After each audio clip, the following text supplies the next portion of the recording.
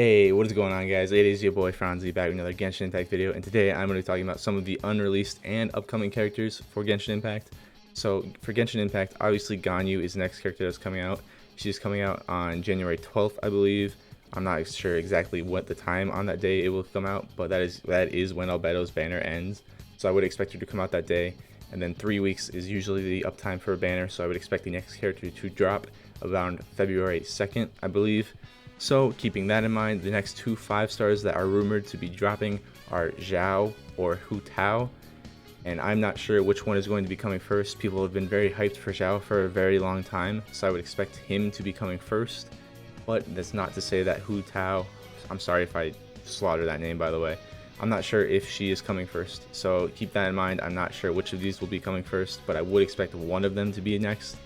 And also keep in mind that this is, leaked information, so this is by no means the final product or the final say, but it is fun and cool to speculate, and I think it's nice to know what is upcoming in case you want to know if, hey, do I want to summon for Ganyu, do I want to save for the next cool character, I'm not sure what's coming next. So I think this is just good to keep in mind, even if it's not the final say. I think it's good to know about. So I will start with Xiao just because he is the more anticipated character, I would say. He's pretty much been anticipated since the game is released. He is a 5-star Anemo polearm user. He is the Adepti from the Liyue story chapter.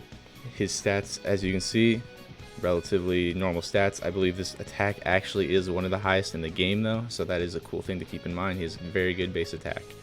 And I have brought up Diluc's stats just in case to compare them. And Diluc's has a slightly lower attack, slightly lower defense, same crit rate, crit damage, and slightly higher HP. So that is a good base to compare to, I think. So obviously his talents, his normal attacks are just the same as everybody else's: 6 consecutive spear strikes, charge check, and plunging attack. So his elemental skill are where things start to become a little interesting. He lunges forward with his elemental skill and deals anemo damage to all opponents in his path, and this can be used in midair, which is something that we'll talk about later, because by itself that doesn't really mean much because you can't really use things in the air, but his ultimate allows him to use that midair. And you get 2 charges of this, so you can press it once, charge forward, and then press it again to charge, whatever way to hit your opponent. And the skill damage at level 10 is 455% and has a 10-second cooldown. So that is all stuff that you want to keep in mind. So for his ultimate, he puts on a Yaksha mask, and basically this greatly increases his jumping ability, which ties into his mid-air use of his elemental skill. So if you throw on his ultimate, you could theoretically jump up and use your elemental skill in midair. His mask also increases his attack AoE and attack damage, so I believe he makes his attacks AoE. I'm not sure, this isn't very specific, but it also increases his attack damage. That is something to keep in mind. And right below we can see how much it increases by. His normal charged and plunging attack damage bonus is increased by 95.2% at level 10, which is just a ridiculously high amount. And it increases his attack damage into anemo, so basically it turns his normal attack damage into anemo damage, so he will be constantly dealing anemo damage on his normals, I believe. And something to keep in mind, Xiao will continuously lose HP in this state. Down here you can see his life drain is 3% of his current HP per second on level 1, and as you can see, as you level it up, it slowly brings it down to 2% at level 7, which is the best you're going to get, I believe. So keep in mind that this mask lasts for 15 seconds. So if you do not have this mask at level 7, you'll be losing 3% of your current HP per second for 15 seconds. Now that's not 45% of your HP because it is only current HP. So every time you get ticked for this, it will take less and less and less, but it is still a large amount of HP. I'm not going to calculate how much that is, but I'd guess roughly around 30%, which is a decent amount of HP you're going to lose just from wearing your mask. And as you see, the cooldown is 18 seconds, so if you use the mask for the entire time, the 15 seconds, it is only on cooldown for 3 seconds. And also a slight little thing, you can get rid of the mask at any point when you switch Xiao out. His passive talents are kind of good. The first one is the climbing stamina one. I mean, everyone has one use of passive talent, I think. I think it's just pretty much standard for everybody. But his second one is when you are under the effects of his ultimate, all damage dealt by Xiao is increased by 5%, and you get a further damage increase by 5% every 3 seconds the ability persists. And it caps at 25%. So you start with the base 5 and it can stack for 4 times. So after 12 seconds, you get another 20%. total 25%. Basically, after 12 seconds of wearing the mask, you are dealing 25% more damage. And then his last one is where things get interesting, I think. So when you use his elemental skill, you increase the damage of the next time you use his elemental skill. Remember, it has 2 charges. So the first time you use it, deals damage, right? Second time you use it, it deals 15% more damage. Now this effect lasts for 7 seconds and has a maximum of 3 stacks. And when you gain a new stack, it refreshes the 7 seconds. So you can continuously keep this up, I believe, if you use his elemental skill one time. So you have two charges, right? You use one of your charges, and then you wait 5 seconds. You use it again, and now this is a 10-second cooldown. So keep in mind, we waited 5 seconds, and now we use another one. So now we have to wait 5 more seconds. But we have used it twice, so it has stacked twice, and we have kept the effect lasting. Because we have gained a new stack, it has reset the 7 seconds, and I believe that is the best way to keep up the most damage on Xiao at all times. Now, remember, this is not final, and this is just my theory on it. I'm not sure if it works that way. You might have to wait 10 seconds after using your second one, and if that's the way it works, then there's just no way to keep this up all times. But if it does work the way I said, it is possible to carefully maintain this effect. But I'm going to move on to his constellations. His constellations are kind of on the bad side. Only his last one is good, unfortunately. And obviously nobody's got $1 billion to spend on this character to get him to C6. So his first one increases the charge on his elemental skill by 1. So instead of having 2 charges, you could have 3. That is really good. It does help with keeping the uptime on his passive, but it's not worth going for, in my opinion. And now his next 4 are all pretty bad. When he is off the field, his energy recharge is increased by 25%. Like, yeah, that's nice, but like the amount you have to invest to get another copy of Xiao, that's not good. And then his next one is increase the level of his elemental skill by 3. That's pretty standard. When his HP falls below 50%, he gains a 100% defense bonus. That's absolutely not worth. I mean, it's a good ability, I guess, but I mean, you're really gonna get 4 copies of Xiao for that, really. And then his 5th one increases his ult by 3. That's nice. And then the last one, which is probably his best one, unfortunately, locked behind paywall. But it's not like groundbreaking or anything. But when you use your ultimate and you hit at least 2 opponents with your plunging attack, you will immediately give 1 charge of your elemental skill. So if you use like 2 charges, then you can get 1 back and you'll instantly have it. And for the next 1 second, you can use your elemental skill and ignore your cooldown on it. So, like I said, this is probably the best one, but it is C6, so I mean, that's very unrealistic and just not going to happen. So, I think Xiao will easily be the best Animo damage dealer in the game on release. I think he's going to be fantastic. I really think he's going to be a lot of fun to use, and it's going to be really interesting trying to keep your uptime on your elemental skill while maintaining your HP in your ultimate. So I think he's got some fun mechanics, and the jumping ability is definitely going to be fun too, I think. So I think his character is looking really cool, and I'm very excited for when he releases. But moving on to Hutao, hopefully I'm not butchering that either. She is also a 5-star polearm user, but she is Pyro. Now, I'm not entirely sure how accurate these stats are. This base attack is horrific. I mean, 106. I mean, I just went over Xiao. He's got 349, and this is 106. So this is awful to start with, but it sort of makes sense because of her kit, and I'll get into that later. She does have relatively high HP, which also factors into her kit. But moving on from her very strange stats, she has the normal attack talent like everybody else. She attacks 6 times, and then blah blah blah, charge plunging. But her elemental skill is where she gets very interesting. It's called the Guide to the Afterlife, and she consumes a set portion of her HP and knocks surrounding enemies back and enters a Paramita Papulio state. I'm just going to say she enters a state from right now because I don't want to butcher that every time I say it. But basically, in this state, she increases her attack based on her max HP at the time of entering the state, and the attack bonus gained this way cannot exceed 300% of her base attack. And I just realized that base attack might potentially mean this 106. So you might not be able to get more than 300 base attack off this, which is actually makes a lot more sense than what I was thinking. But going back to this basically costs 30% of her current HP. It's not max HP, but it is her current HP to enter this state. And on this state, at level 10, she gains 6.26% of her max HP as bonus attack damage. So right off the bat, she has a very interesting kit where she consumes her current HP to convert it to attack or bonus attack damage. And when you are in this state, your normal attack damage converts to pyro damage. So basically your normal attacks, I believe, will all be pyro damage instead of normal damage now. And when you are in this state and you use a charge attack on an enemy, you apply a blood blossom effect to the enemy, which I will go over very shortly. And also while you're in this state, you increase her resistance to interruption. So basically you can't be knocked away while doing something. But the effect of Blood Blossom is basically a damage over time pyro effect. Every 4 seconds, they will receive some pyro damage, which is, down below you can see 115.2% at level 10.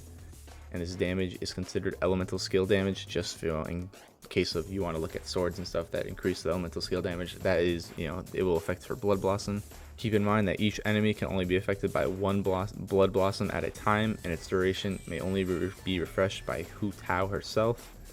And also keep in mind that each Blood Blossom duration only lasts for 8 seconds, and they receive pyro damage every 4 seconds. So I'm assuming it can only tick twice on an enemy, so it'll only hit them twice.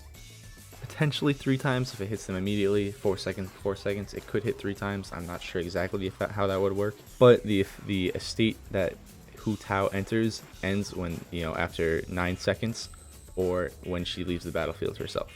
And there's a 16-second cooldown on this ability, so there's a 7-second, in between period where you're not able to use this ability. But moving on to her ultimate is called Spirit Soother. She basically commands blazing spirits to attack, and they deal a ton of pyro damage in a large AoE. Pretty standard for units these days. And when you attack an enemy with your ultimate, you regenerate a percentage of Hutao's max HP, and this can be triggered up to 5 times based on the amount of enemies that you hit with your ultimate.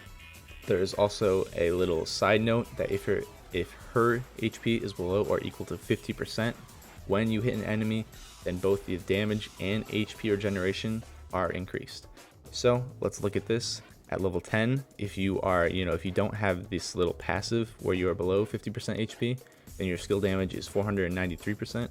But if you are 50% or below, then your skill damage is 617%.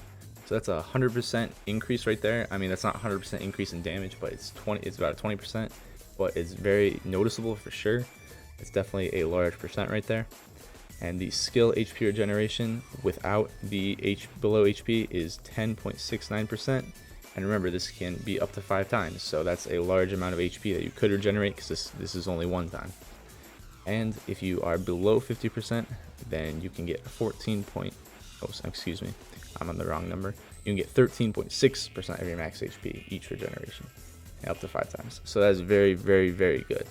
Typically what you want to do on this unit, looks like you want to use her E, apply your Blood Blossoms, do all that, and then hopefully at that point your HP will be below 50%, and then you can use your ultimate, and at that point you'll be dealing the increased damage. Now her passives are actually very good.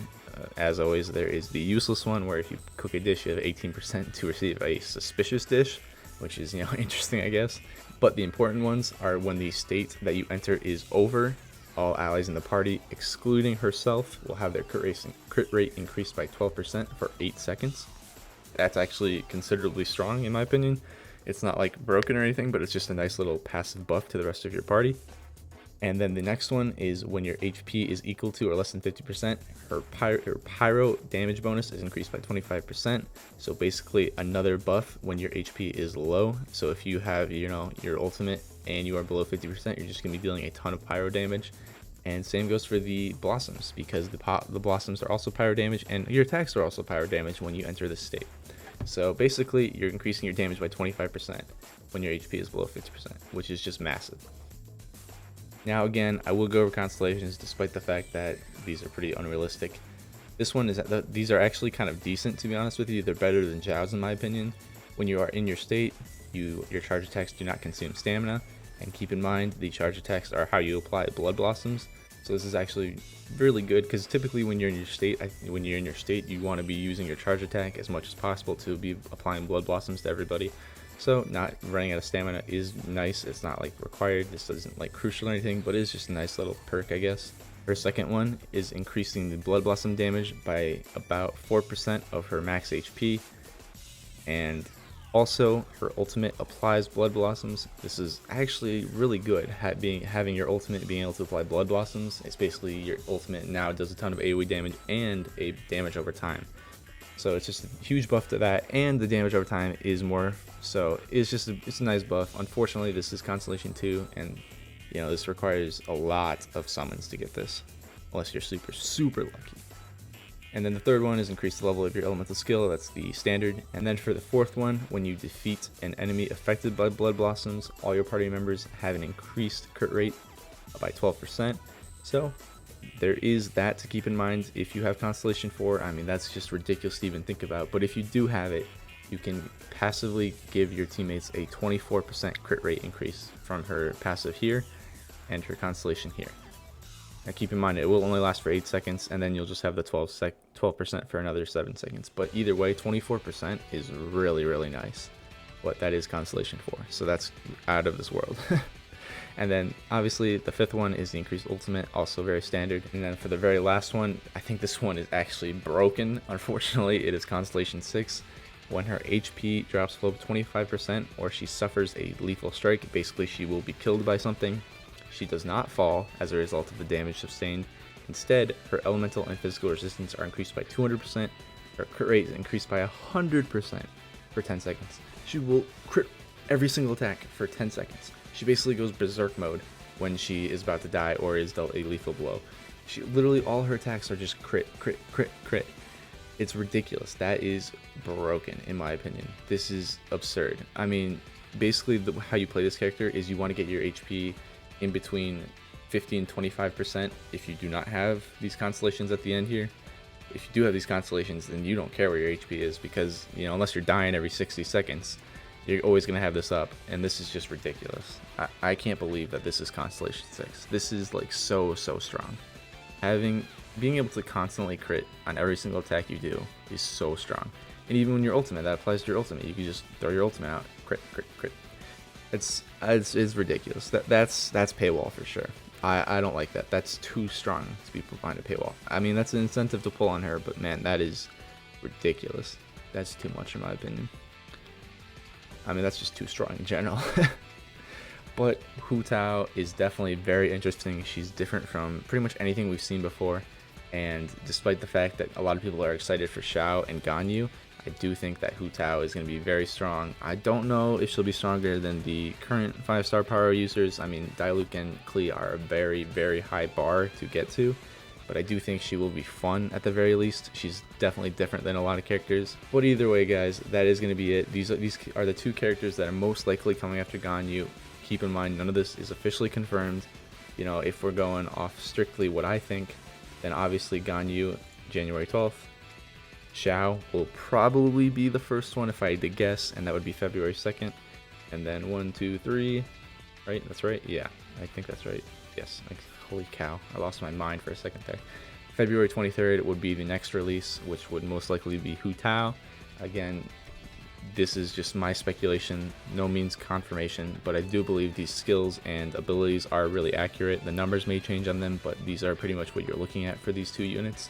Keep in mind, there are many other characters coming. Rosaria and Ayaka are two characters that have been talked about and have had leaks for, but nothing has been confirmed as to their dates or who is coming. But they have recently officially released a voice actor for Xiao, so that's kind of a good indicator that he is on the way. But that is going to be it for this one, guys. Thank you so much for watching as always. Please like, comment, subscribe, and I'll definitely catch you guys in the next one. Peace.